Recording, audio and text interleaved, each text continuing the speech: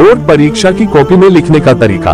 यहाँ सभी विद्यार्थी के लिए कुछ महत्वपूर्ण मुख्य बिंदु की पॉइंट्स प्रस्तुत करने जा रहे हैं। इन्हें लिखने में हमारा पूरा अनुभव एक्सपीरियंस है।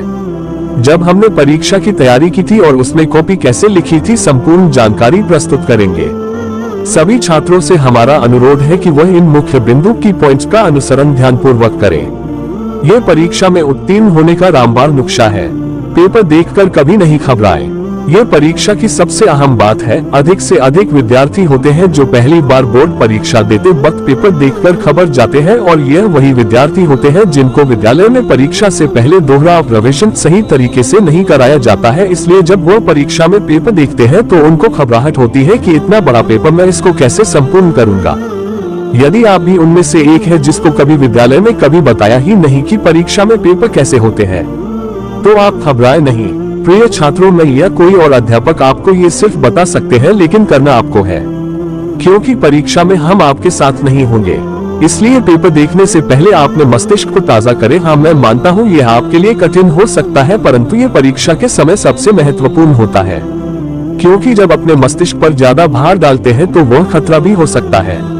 अब पेपर को सही तरीके से पढ़ें और समझें। पेपर प्राप्त होने पर कई विद्यार्थी होते हैं जो प्रश्न हल करने लगते हैं, परंतु पेपर को समझते नहीं हैं। सबसे पहली गलती यही होती है, जब प्रश्न को हल करते हैं तो ना तो उनको ये पता होता है कि इस प्रश्न में से कौन सा करना चाहिए कौन सा नहीं, क्योंकि पेपर में अधिक से अधिक प्रश्न ऐसे होते हैं जो तो 2 या 3 दिए जाते हैं, परंतु उसमें से करना सिर्फ एक ही होता है। इसके अलावा कुछ प्रश्न ऐसे होते हैं जो केवल 40 शब्दों करना होता है।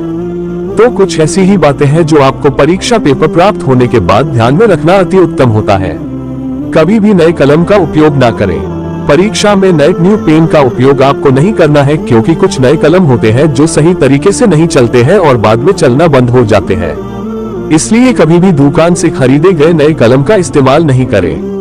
परीक्षा में केवल उन्हीं कलम का उपयोग करें जिन्हें आप कुछ दिन पहले से इस्तेमाल कर रहे हैं।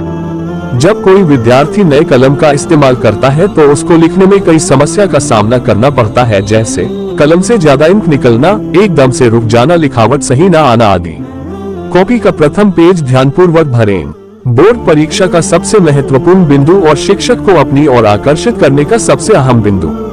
जी हाँ प्रिय छात्रों, यह आपके लिए सबसे महत्वपूर्ण है, क्योंकि परीक्षा में आपको सिर्फ एक बार ही कॉपी प्राप्त होती है। यदि आप उसके प्रथम पेज पर ही गलती कर देंगे तो आपको बाद में निराश होना पड़ेगा और दोबारा से कॉपी नहीं मिलेगी। जो गलती आपने की है उसको काटना होगा, और प्रथम पेज पर अगर सुंदरता नहीं होगी तो अवश्य आपके अंक कटेंगे। प्रथम पेज को सही तरीके से कैसे भरते, नीचे कुछ महत्वपूर्ण बिंदु देख सकते हैं और गलती करने से बच सकते हैं। सबसे पहले अपना अनुक्रमांक, रोल नंबर अंकों और शब्दों में डालें। अब जिस विषय की परीक्षा हो रही है उसे डालें। इसके नीचे प्रश्न पत्र डालें प्रथम। इसके बाद संकेतांक जो शिक्षक बताए वह डालें। अब परीक्षा का दिन भरें। इसके थोड़ा नीचे परीक्षा तिथि एवं पाली भरें। केंद्र का नाम डालें। जो प्रश्न आ रहा है पहले उसे करें।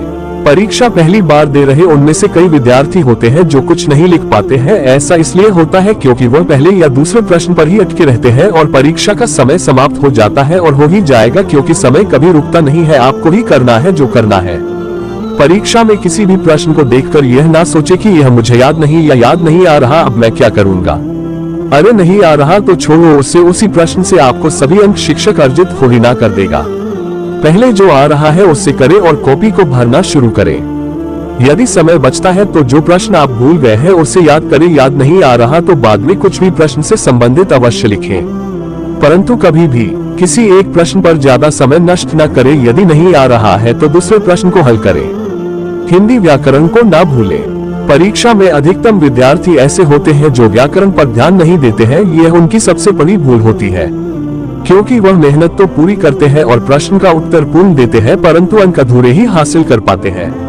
ऐसा उन्हीं विद्यार्थी के साथ होता है जो शब्दों को जल्दी में लिखते हैं और व्याकरण का उपयोग करना भूल जाते हैं। कहने का मतलब यह है कि वह कॉमा, फुल स्टॉप, प्रश्नवाचक चिन्ह, colon, smiley face, semicolon, quotation marks, dash आदि का उपयोग नहीं करते हैं। इसलिए प्रत्येक शब्द को लिखने से पहले व्याकरण पर अवश्य ध्यान दें। परीक्षा में अधिकतम विद्यार्थी ऐसे होते हैं जो व्याकरण पर ध्यान नहीं देते हैं। यह उनकी सबसे बड़ी भूल होती है, क्योंकि वह मेहनत तो पूरी करते हैं और प्रश्न का उत्तर पूर्ण देते हैं, परंतु अंक अधूरे ही हासिल कर पाते हैं। ऐसा उन्हीं विद्यार्थी के साथ होता है जो शब्दों को जल्दी में लिखते हैं और व्याकरण का उपयोग करना भूल जाते हैं। कहने का मतलब यह है कि वह कॉमा, फुल स्टॉप, प्रश्नवाचक चिन्ह, colon, smiley face, semicolon, quotation marks, dash आदि का उपयोग नहीं करते हैं। इसलिए प्रत्येक शब्द को लिखने से पहले व्याकरण पर अवश्य ध्यान दें।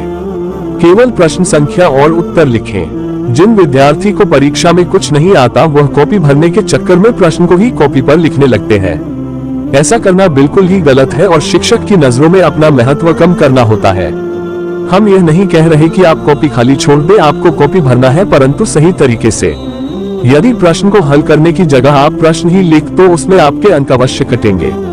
प्रश्न का उत्तर देने का सही तरीका है रेखांकन खींचकर पहले प्रश्न की संख्या डालें।